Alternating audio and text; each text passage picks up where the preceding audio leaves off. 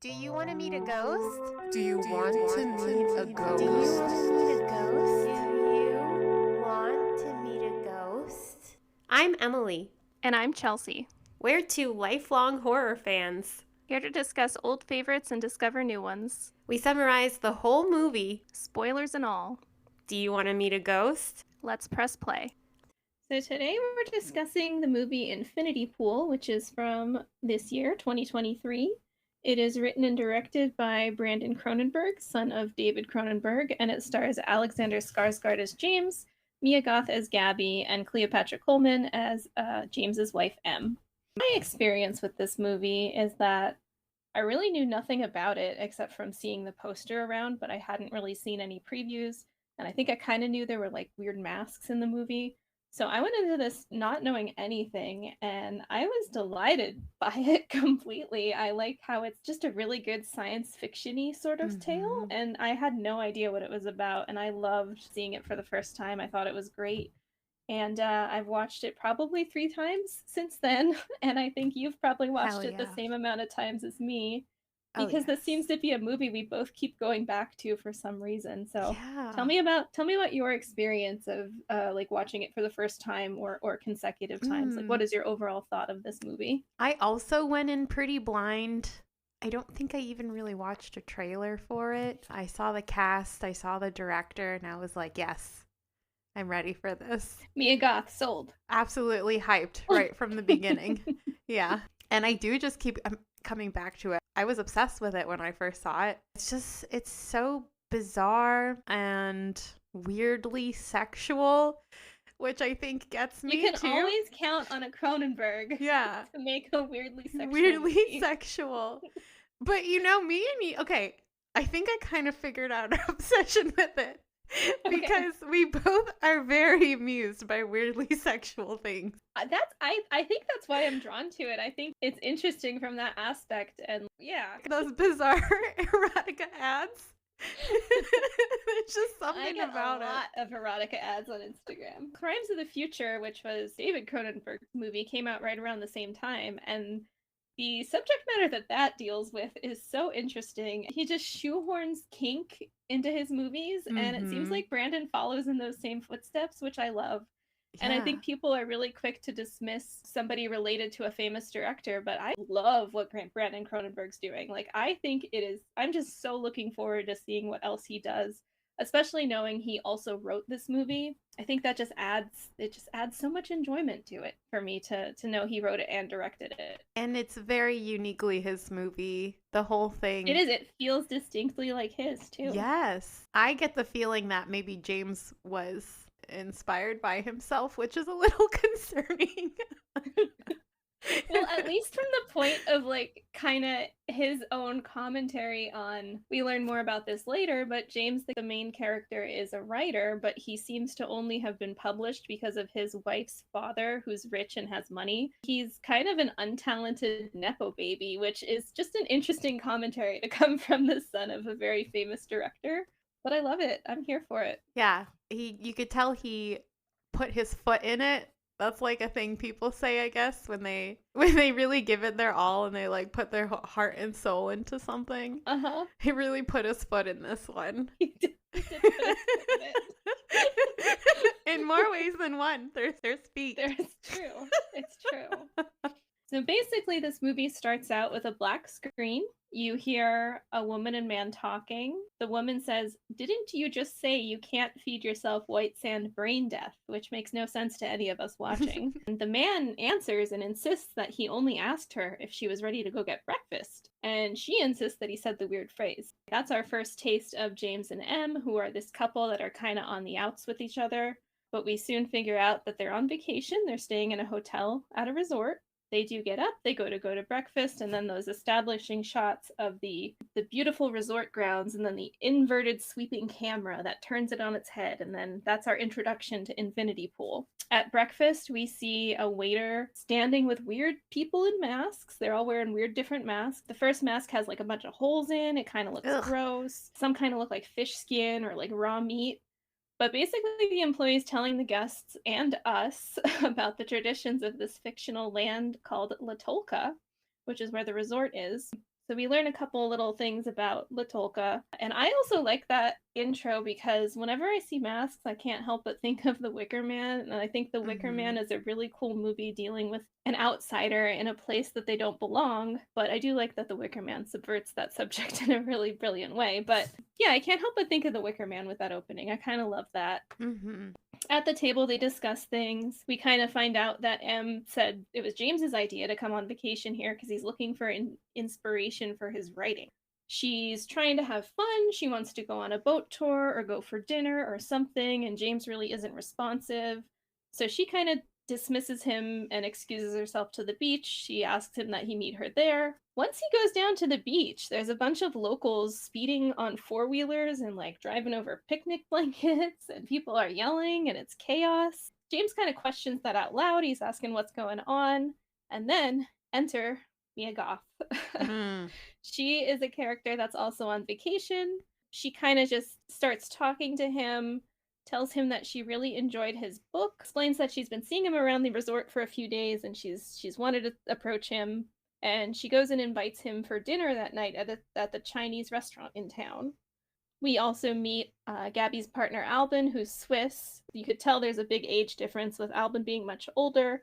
They explain that she's from London and they met in Paris. We find out that Gabby kind of does infomercials for a living, and she says she specializes in failing naturally, which she shows by cutting into a role poorly.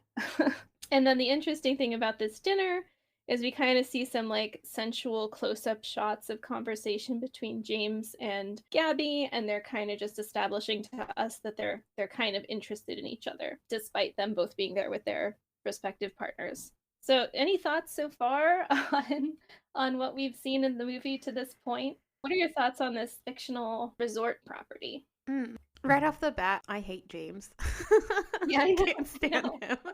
Chelsea knows. I go on about this all the time.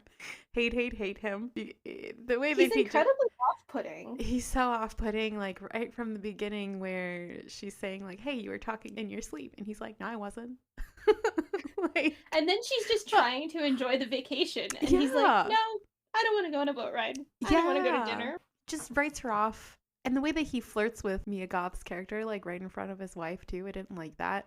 But the resort is off-putting, especially with those masks. Oh my God. The mask with the holes in it. People have a phobia of things with like little holes everywhere. I feel like that was specifically meant yeah, they definitely, they tap into that phobia with that mask. Immediately. Yeah, and you just kind of shudder when you see them. There's just really grotesque, disgusting looking, warped, horrifying masks, which are really cool. And then just the spiraling shot too, just beautiful camera work and very relevant to the whole feel of the movie. It really sets the tone. Yeah, especially when the camera flips upside down. I love that. Absolutely. And like watching that for the first time, I was like, ooh, there's something going on here. Like yeah. I just love that whole introduction, how fast they establish that like this couple is kind of like really not doing well. Toxic. They do a good job fuck. of that immediately. They're not having fun, neither of them. No. The next day they try to have fun, but Em doesn't want to go, and I don't blame her, because James had kind of talked to Gabby and Albin, and they wanted to invite them off property to go to a picnic, and Em is kind of really not keen on this idea, but she ends up deciding to go anyway. They rent a car from a fellow guest, I think he's a fellow guest, named Mr. Thresh. So then we see them leave in that car. We also see that the resort is kind of encircled in barbed wire, and there's super high fences around it. And then once you leave, you're in the beautiful countryside. I believe these are all, if not most of these shots are of Croatia. So they're driving through this beautiful countryside, but then we also see people in poverty working behind fences and things like that. I also do like the touch of this place having a completely made-up language and made-up lettering where the street signs are in that fake language. I think that's a cool touch. One thing I read that I didn't know was supposedly Brandon Cronenberg wrote this kind of inspired by his own trip to a resort. Oh no. What in the world happened on that trip? Well, he said that they were bussed into this resort in nighttime, and the resort had barbed wire all around it. And this was in the Dominican Republic, by the way. I do find this subject incredibly interesting because that's the story with most resorts, especially in different countries that are, not as well off. Yeah. People go on cruises, they go to all these places, but they don't really leave those little ports they're in. People go to, vacation, Dominican Republic or in Puerto Rico or whatever, and people stay in the resort the whole time and don't leave because they're told it's unsafe and whatnot. And Yeah. I think it's interesting that this movie kind of establishes that same thing. I find that an interesting subject because so many people have traveled so many places, but how much have they really seen? And then there's also the commentary on, like, is tourism really good or bad for places and things like that.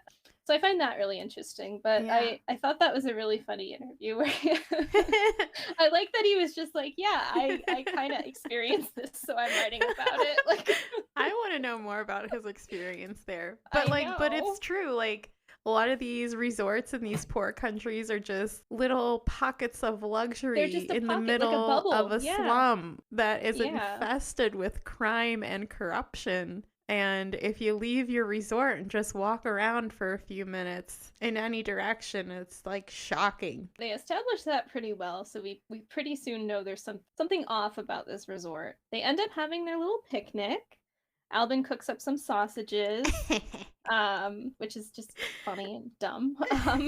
They have a conversation that is pretty emasculating to James. Like, Em kind of complains Oof. about him a little. I think she does explain that, like, her father is well off. He owns a publishing house. And then we kind of figure out that, like, James, his book was published, but mostly just because his father-in-law owns a publishing house. So James excuses himself to go pee in the woods. As he's doing that, Mia Goth's character comes up behind him, gives him a hand job. You get the feeling he's uncomfortable with it. He's kind of shocked, and she kind of puts across this feeling where she is doing this almost like a cat playing with its prey. She's doing it as a power move against him.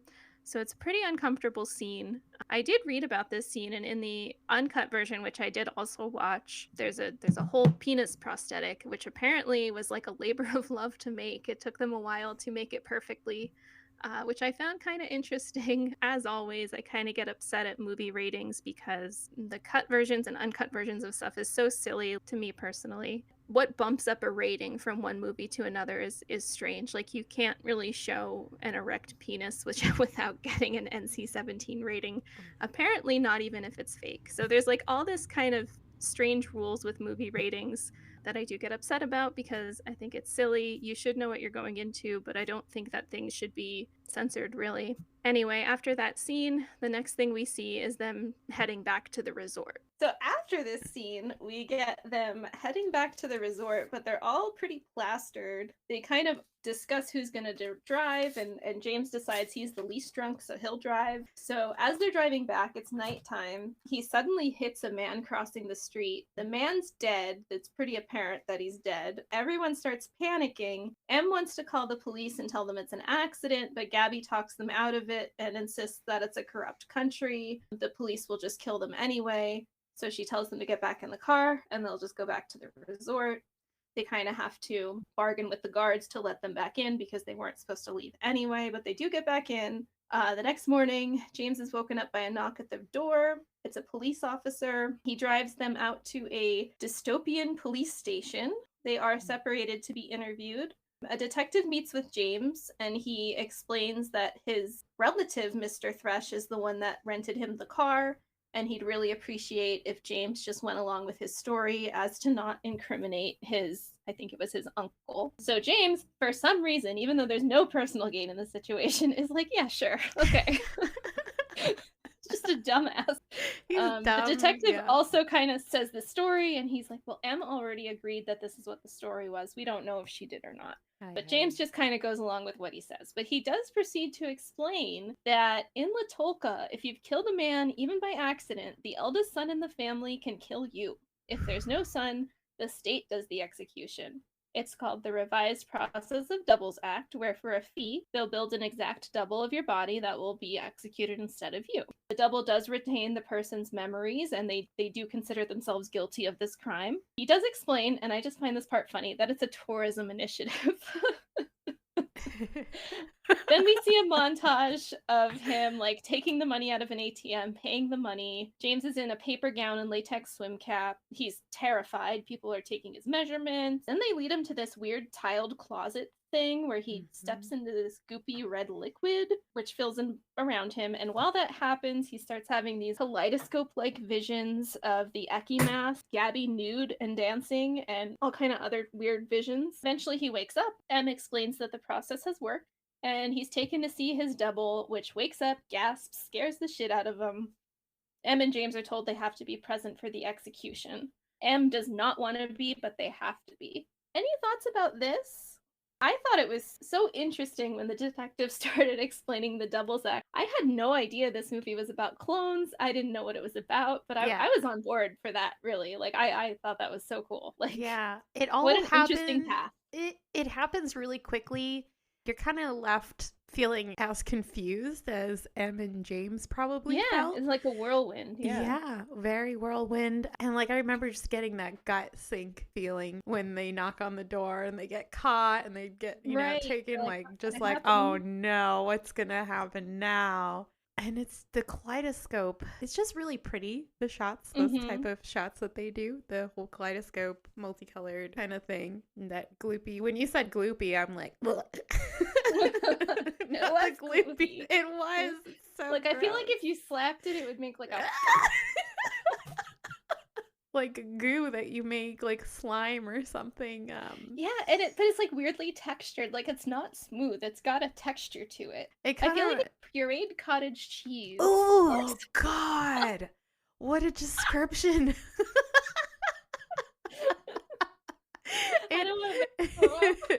It kind of reminds me of like a thicker, like the fluid in your uterus when you're pregnant. That I think it's amniotical fluid, which would kind of go with the whole rebirth thing. Yeah. I don't know if that's what they were aiming for, like a more disgusting version of that. I think I like that it's like when he steps into the gloopy stuff, I feel like they're establishing that they're gonna like mold his body exactly as it is.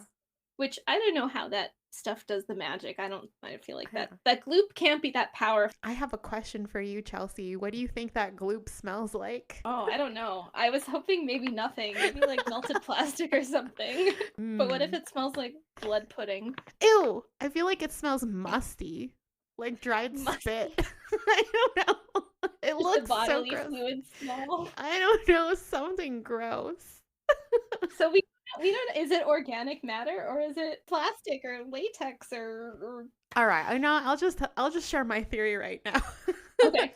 I think that the gloop has that drug in it that is unique. Oh, I guess it has to. Yeah. That is unique to the island.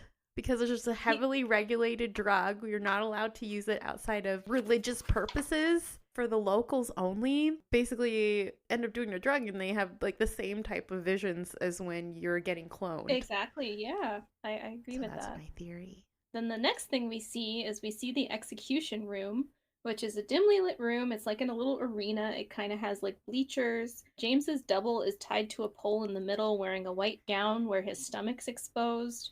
We see the 11-year-old son approach him and just violently stab him over and over and over. He begs for mercy. He begs for Em's help as they watch from the bleachers. Em is kind of silently crying, like she's profoundly disturbed by this. And James is just kind of glazed over, kind of has a smirk or a smile at one point, watching himself die. And then the next thing we see is he's given the ashes as a, quote, souvenir.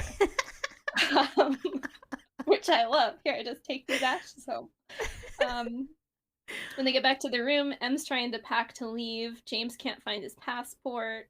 He tells her she can go without him, but she explains to him that night how just disturbed she was by his reaction of watching the clone die. Like, he didn't really have emotions about it, where she was so disturbed by it. And I think that also just adds to the part where James is just skeevy. Like, what does this guy even have? He clearly doesn't even have empathy in him. Like, no. He has nothing like that. At some point, while they're sleeping, he like leaves the room. He says he's going to go to the front desk to see if they could help with his passport. they can't do shit about his passport. But anyway, he goes to the lobby. He extends the room booking. He knows he wants to stay there. He doesn't care that his passport's gone at that point. He's like, I'm staying. He's like, I'm having fun. This is cool. And then Gabby is just like an NPC or something because she's just hanging out in the lobby in the middle of the fucking night. Like, and then she approaches him and asks him out for a drink. She kind of explains something. She says how Albin had been doubled and executed because he was doing a construction job building an infinity pool, I think, where there was an accident that killed people in the process of building it. I think the glass broke or something like that. So that's how he ended up being doubled and executed. And she kind of invites him over to meet some other people that have been doubled and executed as well. So he does go to hang out. The group is kind of this like disconnected group of weird rich people, like tourist types. They kind of have this pseudo-intellectual conversation about the doubles. They talk about things casually. One guest proposes the question to James and he asks if he thinks they got the wrong man and asks if James thinks he witnessed his own demise. And he says to that, I can only hope. So he kind of gets dark immediately and kind of just starts fitting in with these weird people. Then that night there, Gabby kisses James. He ignores a call from M, and then we see some more sensual shots of their eye contact and stuff like that. Suddenly, someone in the group starts like shooting out vases with a handgun. They're all drunk, and one of them volunteers to help him get a new passport if he helps them with a mission. And the mission is to steal the medal from the owner of that neighboring resort where the accident happened. So James agrees to do it. They go and steal some Eki masks from the gift shop. They raid the house, tie up the residents. Gabby's brandishing the gun everywhere. Albin does end up getting shot in the leg. The next thing we see then is him being walked with them through the courtyard as the nightly entertainment of the Bollywood dancing is happening. Clearly it's labeled Bollywood dancing. Which is, that part also just really lends to the fact that resorts are these sterilized experiences, because so far we've had these Bollywood dancers and then this Chinese restaurant where it seems like it was just run by Tolkien locals instead of Chinese people. That really lends to the idea that this place is in kind of a bubble and people are getting their sterilized cultural experiences that are just not really real. They're marketing exotic. What kind of exotic? Who cares? Anything. Whatever. Yeah. We don't even know where Latolka is geographically. No. And it doesn't matter, really. No. Then we get this jump to everybody wearing white, so all those rich people, including James, and they're in a cell making small talk. They're informed they're going to be executed for their crimes. Taken to the execution room, James tries to fight back with a knife. Their heads are on the chopping blocks and their throats are slit. Then people start clapping from the audience and we see that our group is alive and well, and their doubles were the ones that were killed. Then we see James carrying another urn back to his room with the ashes of his double. And M is horrified and tells him, which is I think my favorite quote from this entire movie, he's gone wrong around the eyes like one of those crabs at the dump. It's so weird. I love that line because it's just absurd. Yeah. Love it. They fight. He tells her to run back to Daddy, which he's benefiting from Daddy. I don't know why he tells her to run back to Daddy. Right. Then James just fucking runs away and meets up with Gabby. She takes the drug with her. She tells him it's a hallucinogen, an aphrodisiac, and it's not restricted because it's a religious drug. So they take the drug, they inhale the smoke, they start kissing, and then we see this kaleidoscopic vision of James and Gabby having sex. And then the camera pans, and there is a chain of people having sex there, and it's all those weird rich people that were doubled and executed. So there's a really long orgy scene with cool looking lights. It's kind of grotesque because we see this part where this breast just starts leaking goo. The same like, goo? I think it was clear glue. Glue. Clear goo. Like squeezing toothpaste out. I don't know. So it's kind of a grotesque sex scene, but at the same time, I find this sex scene to be weirdly sensual. In a lot of ways. Not that it's like hot or attractive or whatever. It is deeply disturbing. I mean, I'd say if I felt that way. It is disturbing. It was disturbing. I find it to be weirdly sensual in a lot of ways. I don't know if it has to do with like the camera angles or the way people are interacting. Yeah. But I just find that whole orgy scene very interesting. Also, that part that's also extended in the uncut version, and there's a little more to see in there, but it's hard to see anything anyway because there's like the colored lights and the weird transitions and the blurriness, and let them slap the R rating on it. You can't see shit anyway. It doesn't matter. Like, why not? I'm just mad. I'm always mad at movie ratings. I don't know. I just don't want they're anything bullshit. like that. They are. And I hate the idea that any kind of art or creation is like censored for any reason. Like, if you want to make it or watch it, you should be able to make it or watch it. Oh yeah. Obviously within the realm of good moral choices, Right. but not exploiting or abusing anyone. Yeah. Yeah, but in general, I just don't want that stuff to be censored, but it is, unfortunately. Anyway, too much talk about the orgy. No. So then at breakfast the next morning, James is like really fucked up. He's kind of hungover. He seems like he's still on some kind of drug. His eyes are kind of glazed over. He's wearing the stolen medal. And what he's doing at this point is he starts just eating cherries with his fingers from a jar and launching the cherry pits at other people and like throwing things and smashing things. He's just lost it at that point. I do enjoy watching him spit a little bit. But sorry, just cherry juice everywhere. I don't know.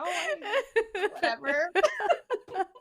So anyway, yeah. So at that point, he's still pretty fucked up. That night, the detective's getting an injection at the Brain and Spine Hospital, so they ask James to go with them. The group comes out with a body on a stretcher under a sheet, and they load it in the vehicle to take it back to the place they're staying. James takes the drug again, and he's kind of just pacing the room and feeling pumped up. Like, he has the energy of when you see like a wrestler enter, like before they get in the ring, how they're just like, James is just pumped up. Like, he's like pacing, roided out, like like a steroid monster.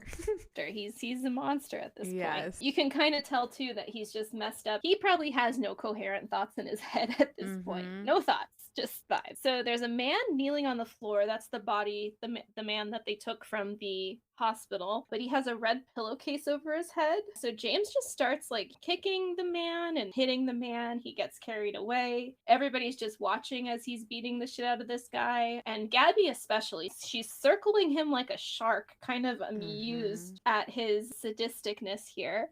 So he goes as far as peeing all over this guy. You can tell after that he's renewed by this. He's elated. He's so happy that this happened. And then the pillowcase is taken off, and it's his own face staring back at him. So he just beat the shit out of his double. So what are your thoughts at this point? The way that Gabby is circling him, she cannot contain herself. Like, she's so excited knowing about this like sick prank that they're pulling on him, and knowing how much it's going to destroy him when you realize that it's himself that he's doing all of this to. Like, she's just psychotic, her face. She's just completely getting off on, the thought of him being in pain. She has this feeling about her of just this amused, excited feeling, like she's giving somebody a birthday present. Yeah. Something like like, that. I can't wait to give I can't wait to give it to you. Like, yeah. So anyway, James reveals himself on the floor. Oh, so my he's God. so scared, he runs back to his room. He's hyperventilating. It seems like the first time that reality has sunk into James since before the execution of the double. The group below the windows kind of like heckling him and singing and telling him to come back out. Gabby tries to reason with him behind the door. She tells him that it was just a joke and it was just for fun. And she says, "Don't be pathetic. It's so unattractive." We see James find his lost passport behind the toilet where he put it. Because he's an asshole. That little bastard hid his passport and pretended like he lost it and just gaslit the shit out of M. Which is so fucked up. What kind of person is this guy that like he goes to this place, it's all fucked up, he starts seeing fucked up shit, and he's like, yes, I want more of this. Yeah. I would like to stay here longer. It's terrible. This is the point where I hate him so much that this character ruins He Alexander Skarsgård for me forever. I can never look at him the same. Just like, you are a disgusting, vile person. I hate you. But that's just a testament he's a great actor because he Yeah. really does put that apart, and he plays this role like we said, we hate him from the beginning. Yeah. You hate him from moment one, and he just does it so well. I think he's very good at playing a dislikable character. Absolutely. Like in Session, he plays Matson, the Yeah. eccentric rich billionaire, tech billionaire, and he plays that in such a way that he's kind of funny, but you Yeah. get to these points with him where you're just repulsed and disgusted by him as well in that. Yeah. Like He plays it a little too well. Makes Yeah, me makes you wonder. Yeah, like who is this just part of who you really are? Like why does this come so naturally to you? So then fast forward to the next day, he's attempting to leave. He tries to go to the terminal to get a bus. He gets on the bus. Gabby and everybody are following the bus and driving on the side of it in a convertible, and she's kind of heckling him, telling him to come out. I think she shoots the windows out on the bus, causing the bus to stop. And then Gabby makes an announcement, which is another one of my favorite lines in this. She says, "He's a spineless worm and bedwetter. He would sell his own mother for horse meat to save himself." Yep. And I don't know, I feel like people could probably complain about these lines because people will complain about anything. I'm very amused by these just absurd. Yeah, these it's great. absurd things. And honestly, Man, like these type of rich people, they're actually really strange people. Like they say weird shit like this. Is this just because we both watched Succession? Yeah. They also say weird shit. The lines in there are kind of out of control, but I love them. Yeah. No, like billionaires, if you had to like sit down and have a conversation with a billionaire, like it would probably sound kind of like this. They're so And I mean, disconnected from reality. the sentiment that he would sell his own mother for horse meat to save himself is so accurate. It's such an accurate read on him. Absolutely. He is pathetic. So we see him kind of moseying on in front of the convertible. The convertible's driving like 5 miles an hour with Gabby on a towel on the hood, just sloppily eating fried chicken, drinking wine out of a bottle, and she's just insulting him and demeaning him this whole time. Yeah. Is she And I waving love a this- gun around too? I think she might still have the gun at that point. Yeah. It's such a beautiful scene. Like I wish I kind of want to get this tattooed on me. Yeah, got on the hood of a car being mean. Eating just eating chicken on the hood of a car, waving around a gun. It's such a beautiful thing. I like this procession because it does remind me of procession of Christ to the crucifixion. He's just eating and walking slow. I don't know if that was intentional, but that's something that conjures up for me. Gabby's she's shrilly yelling at him, insulting him. She does tell him that she never read his book and just read the bad reviews online, following him and reading these bad reviews out loud to him. She's so savage in this. At one point, she like spills her wine, and I like when she says, "Oh no, my wine." James like kind of snaps back and tries to grab the gun off of her. He runs away in the woods. His leg is hurt. He's kind of dazed, and then he passes out in a yard where there's like people at a country house, and they see him pass out in the field. He wakes up and he's in a comfortable bed in some interior room in the house. And then he's approached by the son of the family of the man he killed, and the kid gets on top of him and starts to try and strangle him. He mocks him as well, and kind of like mocks him because the double called out his wife's name before it died. Then we see more kaleidoscope visions of like bodies ripping apart and being separated, blood splattering, the car crashing. Then he wakes up again and goes outside.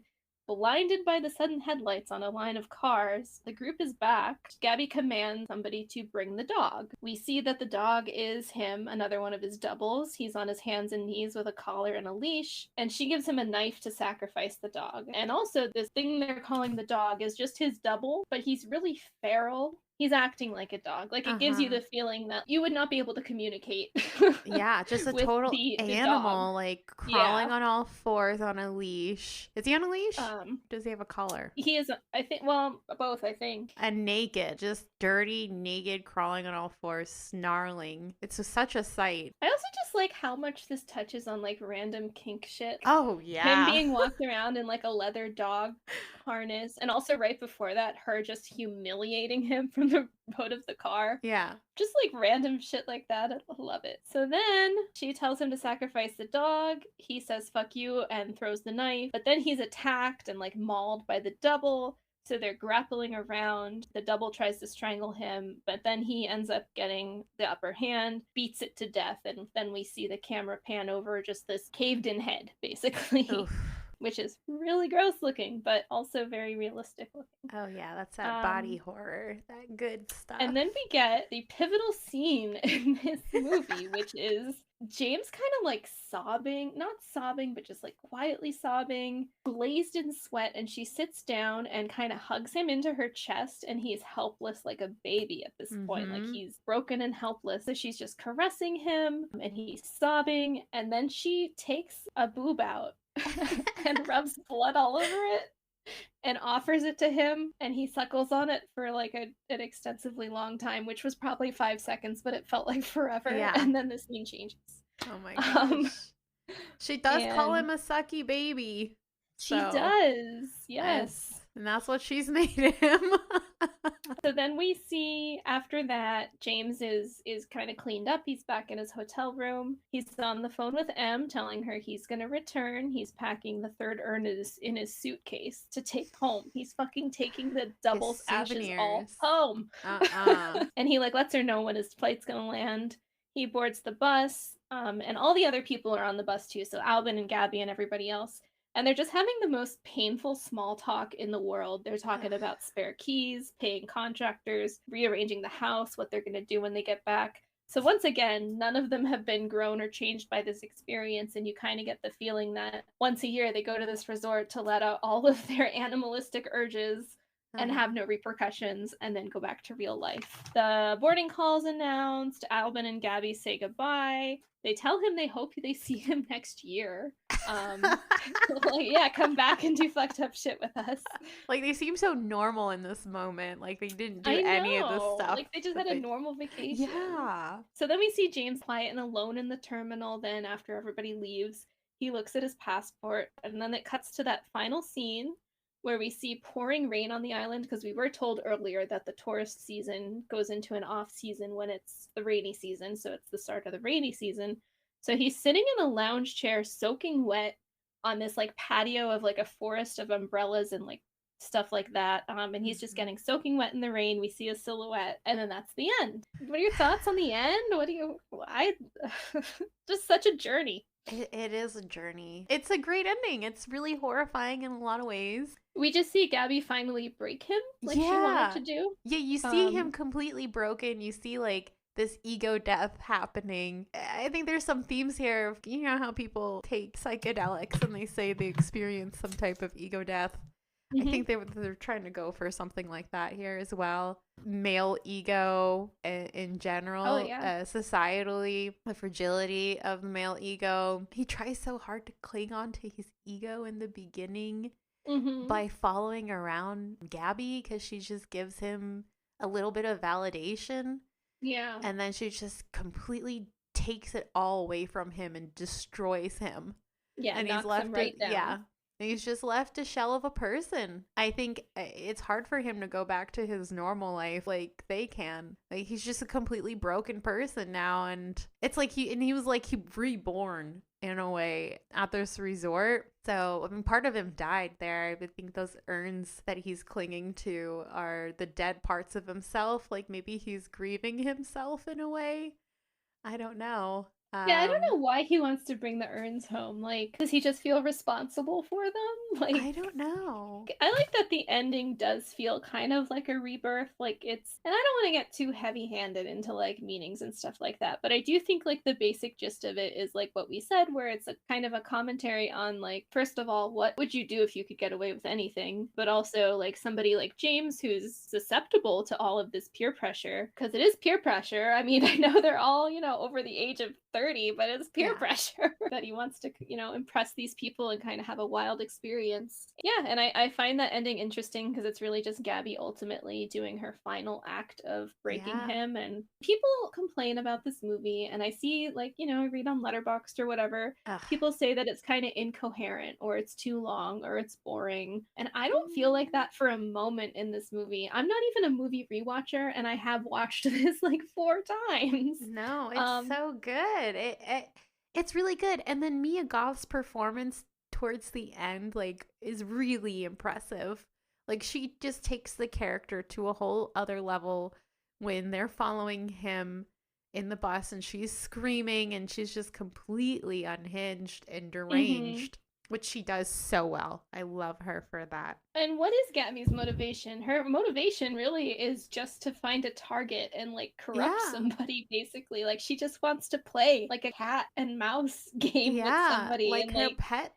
He's like her pet or her plaything, like just there for her amusement. And maybe some people think that's like a weak plot, but I think it's fine. I think it worked. And I think the story is perfectly coherent. Absolutely. Maybe it doesn't have as much of a clear high point, but to me, like that part at the end where she brings out his clone as a dog, he's been through a lot at that point. And even though we don't like James and think he's an asshole, like he's been through a lot. He's seen a lot. He was taken off that bus. He's taken back to the resort for God knows what other fucked up shit.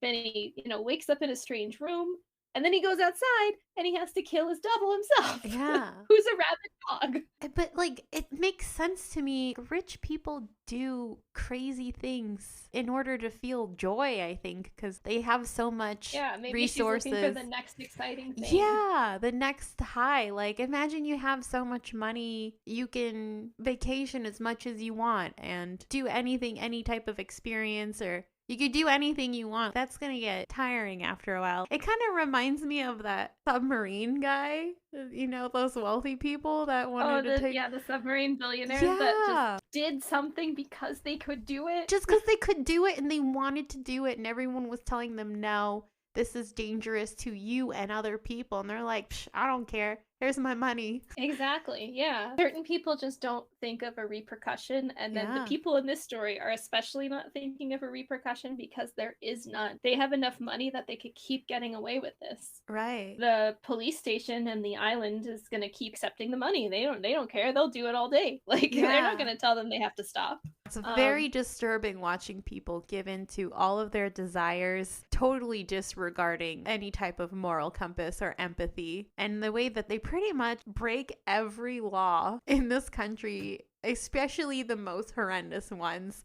And they get so much joy from it. I mean, even just bastardizing their religious rituals and things with the masks. Right. It's sickening. Yeah, that's true. And the masks and the drugs, which are part of their culture, might be a fictional culture, but it's part of their identity. And they just go steal those masks and go on a murderous rampage. And those masks are incredible, too. James wears one that looks like a jester. And it looks like a jester made of like marbled steak. Yeah, like a really grotesque, twisted jester, really tortured looking as well.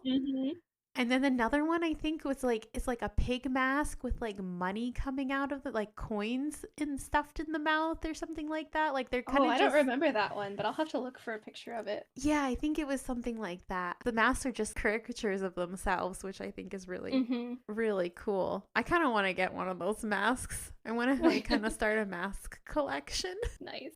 I get the jester mask. I'm really into the jester stuff. So I know my perception of this movie, but I was reading some other like schools of thought. And some people seem to think at some point James did die and his clone is the one carrying on the story. And people have cited this because they say that at the end, James has supposedly the same marks and scars on his face as his double had when he beat the shit out of the double. Which I don't know if I necessarily like that theory because first of all, that would have to lend to way too much going on behind the scenes. Yeah. Like there's way too much going on that we don't know about. I like the idea that it's just James the whole time because I like the idea of a story telling a story about how, yes, a person is capable of these terrible things. No, it's not a fake clone doing these terrible things. And I think a lot of people don't want to believe that people are capable of what atrocities they're capable of. I think it's actually kind of a cop-out for the story to be it is a clone by the end. Like, does it really matter if it's the clone though? Because and it doesn't matter because the clone is the exact copy. Yeah, it's just the same person. So it doesn't matter ultimately. No. But he looks so dead in the ending, like the feral dog version of himself. I don't think it's that one. Yeah, I find it hard to believe that the clone would be so empty by the end. I do think that the proper ending is that James kind of reflected on what he's done and chooses not to leave. And maybe tomorrow he'll have more clarity and be like, gee, I should have got on that plane. Now I can't leave. At that moment, he gives up and he does not want to go home. And maybe that conversation on the bus kind of contributed to it, where he's hearing these people talk about going back to their lives. Yeah. And that's also interesting, because then are we led to believe that James might have a shred of empathy within him? Yeah, I think so. I think he realizes that he's not like those other people and he can't just go back to his life and live a normal life after this. But guess what, James? You fucked it all up. You have nothing to go back to. So too bad. Nothing. You had a rich wife that would take care of you and support your career, and look what you did. You completely goofed it up. Oh, and by the way, she's gorgeous too. You idiot. Oh, I hate him so much. Yes. And she was not like, she seems like a kind person. She doesn't seem like somebody you don't want to be with. Like we said from the beginning, he just fucks it up right on the wrong foot, like just from that bed scene in the morning. Oh yeah. Also, oh yeah, let's go back to that opening line. Oh yes. Didn't you just say you can't feed yourself white sand brain death? And I find that interesting because, you know, white sand alludes to a vacation and brain death alludes to whatever the fuck just happened with all those clones. Ego death. Yeah, so I feel like that line is such a cool opening line, because I feel like by the end you're like, oh, this makes sense. And there is some foreshadowing here where it's like, it's a rewatchable movie. When Gabby is cutting the bread, she says each act of failure is a sort of mental and physical puzzle. And that's just kind of hinting at what she's about to put James through. So there are little things you can catch like that if you rewatch it, which is part of the reason why we rewatch it, because I feel like I get different opinions about things as I watch it over and over and over again. I know, and like we said when we were starting this out, we kind of both immediately mutually agreed to cover Infinity Pool. Yeah. Because for some reason it's lived rent-free in our head since the beginning of the year when we saw it. Like, oh my gosh, yeah. I mean, and we've made other people watch it. Like, oh yeah. Absolutely. Like, I get so much delight like showing someone a movie that's very fucked up. Just watching their face and their expressions, like maybe that means I'm a little bit of a psychopath. I don't know. It just gives me a lot of joy and amusement. So I remember you said you saw this in the theater, and I think I knew that because I had almost gone that weekend to see it like in the theater as well. But I was like, oh, I'll go see Knock at the Cabin instead. And I regret that so much, because Knock at the Cabin is not as fun to watch as Infinity Pool is. Please tell me, were there other people in the theater, and what was it like? Because like this movie, I don't even bat an eye at the weirdness, you know, or the gore or anything like that. But I can't imagine being someone that is not familiar with these kind of, you know, watching something like this. Like, what did these people even do? And this movie made so much money somehow.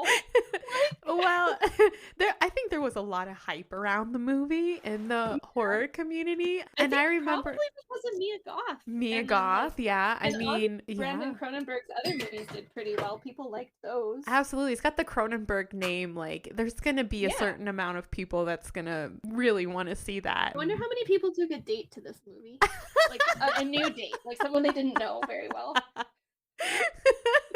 See, that's a great idea. Perfect date night movie, by the way, guys. If you really want to impress your new potential partner, take them to see this movie.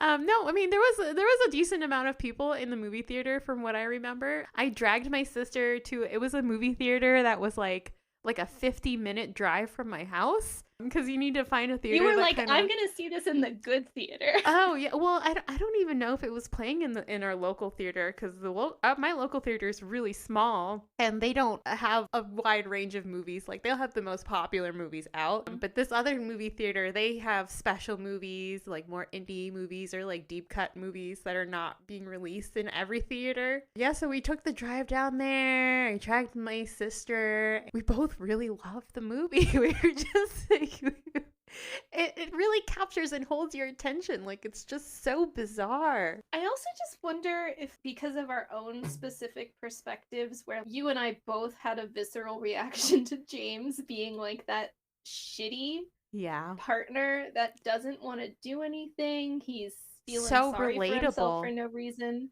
Like maybe Mhm. that's why we were immediately hooked, because we could feel that. We felt that in our Yeah. bones, like when James is introduced. Yeah, unfortunately, I think a lot of me and like my friends have dated guys like this. I think society unfortunately breeds a lot of men like this. And so in that way, it's very relatable and it's kind of satisfying to see someone. To see him fall apart. Yeah, because it's like, oh, like I'm watching my shitty ex-boyfriend fall apart. Like, this is nice. This feels like also justice. like James, yes. And it's also like James was like a mouse going for a trap. Like it's kind of gratifying in a way. Like I don't want to sound too sadistic, but I do love when a movie has completely dislikable characters, but still manages to be an interesting and good movie to watch, or like overall good movie. Like I love that. Like I think if this movie I makes love you it. feel sadistic, it's doing its job. Where you're like, yeah, fuck James.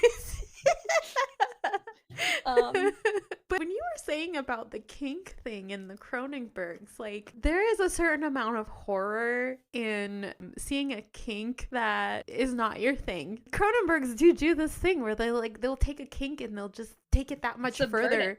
Where it's just completely disturbing and it's shocking. Like it's a type of, it's like kink horror in a way. Yeah, and I agree with that, because it's like it turns it into something that's maybe not that great. No. And Like to comical. see It makes it funny as well. Like some of the, like when the orgy scene where it pans over and Alvin is grabbing James's while Gabby is having sex with him, that makes me laugh so hard every time. It's so silly. I don't mean to like kink shame anyone. Foot stuff is fine. Very popular fetish. Just the way that they do it is so jarring. I'm and not here so to out kink of shame at all nowhere. either, but exactly, it's jarring. You don't know what the camera's gonna pan to, and then it's like Alvin acting feral. Just holding his foot acting feral. Yeah. Brandon Cronenberg, I'm very excited to see his work in the future. Right. I'm excited to see Mia Goth's work. I think I saw she was going to be in a Frankenstein movie directed by Guillermo del Toro. She is my deranged queen, and some people say that's all she can do, and she's not that impressive. But I think deranged captures a variety of emotions, and she nails every one of them. I think she's a good actress. I also think, even though I liked Pearl, and obviously we've talked about Pearl at length, I think she shines in that movie. Oh, absolutely. She really shines in that movie. Uh-huh. Because she does kind of go through the range of emotions, because she kind of has to have this innocence about her, and then as time goes on, she gets this like Jekyll and Hyde evilness about her and ego trip. And I don't know, it's just, she's great. I do want to see her and more. And I love the combination of Mia Goth and Alexander Skarsgård in this movie. Oh my gosh, yes. I just love seeing them across from each other. I think they're great together. They had great chemistry, definitely. Very, very good acting from both of them. You could tell they both got really into their roles. I don't know. I feel like I had something else to say about the kink thing, but like it is something that is included in this movie, which is Brandon's movie, and also in pretty much all of David Cronenberg's movies. Like, I can't remember. Did you say you saw Crimes of the Future? No, I didn't see that one. I need to watch it. Just a quick note on like that other stuff. So Crimes of the Future, the general gist of it is people kind of just getting off on surgery or like medical procedures.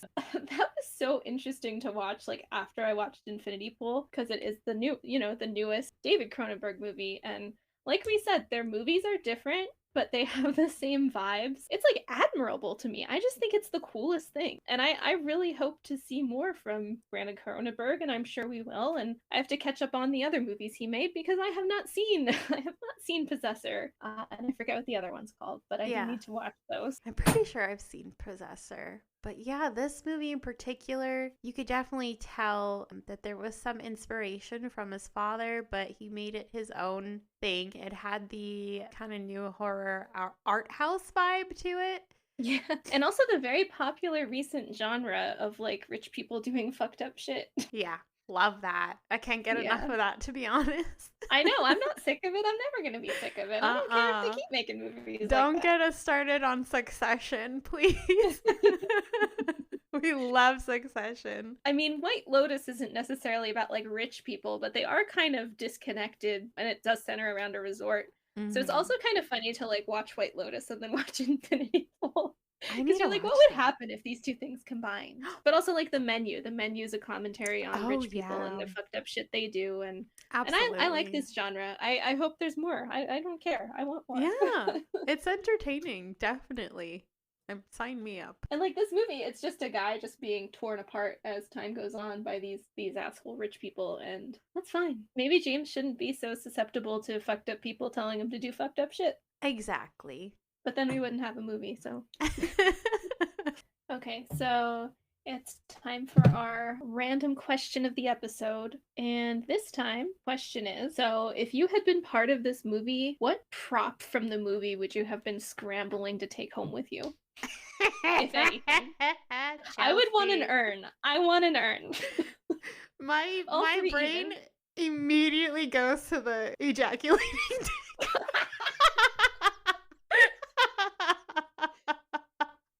I'm sorry. Way too loud, but I was 100% expecting you to say the chicken bucket for some reason. So that's No, I gotta go with the not hyper. expecting you to go there. But it sounds like a great party trick to have that on hand. Yes, I would On use it hand. for party tricks.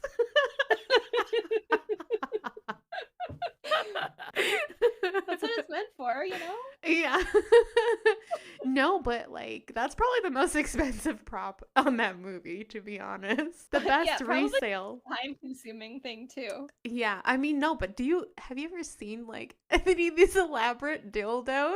Like the hyper realistic ones? Those things are expensive. I can't. There's so many questions I have about that in this movie because, like, I want to know what it was made out of. I want to know if it Right. was like molded from something or did they hand sculpt it? Right. Like, I mean, Alexander Skarsgård seems the type of dedicated actor that would be like, no, we are molding and using my dick for this.